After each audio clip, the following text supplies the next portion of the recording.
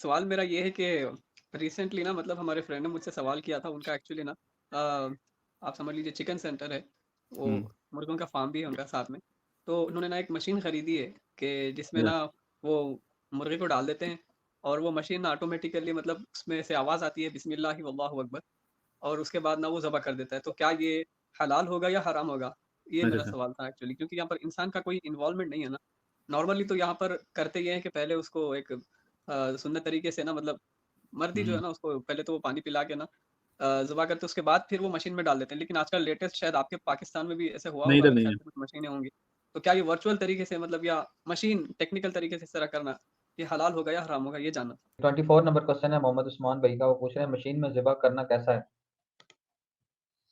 नहीं, मशीन में ज़बा अगर तो पास खड़े होके कोई तकबीर पढ़ रहा है, तो वो तो ठीक है, ये टेप वाला जो है वो दुरुस्त नहीं है। देखिए इतना बड़ा बिज़नेस है के-एंड-एंड्स का, उन्होंने बाकायदा बंदे रखे हुए हैं ज़बा करने के लिए।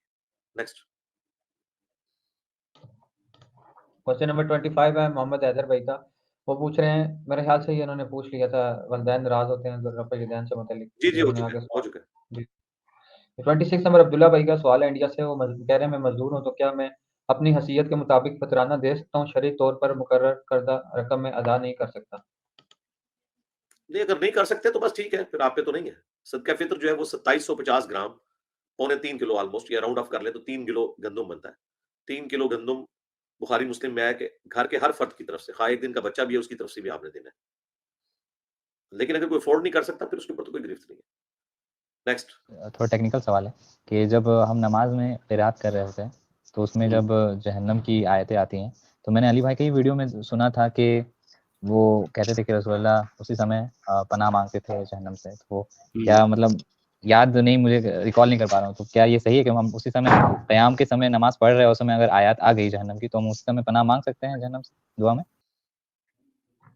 क्वेश्चन नंबर 27 नंबर है अफरीदी भाई का, वो पूछ रहे हैं कि झारखंड इंडिया से वो पूछ रहे हैं कि नमाज के दौरान जब दोज़ख से मुतल्लिक आयात आती हैं, तो क्या मैं अल्लाहुम्मा अज्जिरनी मिनन नार पढ़ सकता हूँ?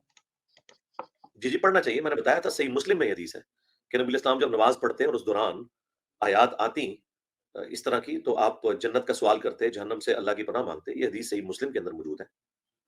मिशकात में भी आपको किरात वाले चैप्टर में मिल जाएगी ये हदीस। हम भी ऐसा करते हैं अल्हम्दुलिल्लाह। नेक्स्ट। 28 नंबर क्वेश्चन मोहम्मद सरफराज आलम भाई का, पूछ रहे हैं इस्लाम में मुक़द्दसात की तौहीन की क्या सज़ा है? कौन से मुकद्दसात भई?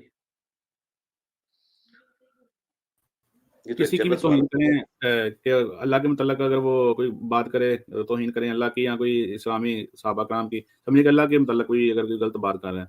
अल्लाह की तौहीन भी जी, जी। पौने 2 अरब क्रिश्चियंस कर रहे हैं जब खुदा के लिए बेटा तजवीज़ करते हैं। ये आपके सवालात ही नहीं भई, इन चीज़ों से बाहर निकलें आप। ये आम बंदों के सवालात ही नहीं है ना, आप लोगों का कोई लेना-देना है इन चीज़ों के साथ भई। ये जनरल सवालात नहीं होते हैं भई। स्पेसिफिकली कोई बात होती तो मैं उसका जवाब दे देता। बाकी आपने अगर इस डॉक्ट्रिन को समझना है तो मुर्तद की सज़ा के ऊपर मेरी वीडियो देख लें आप।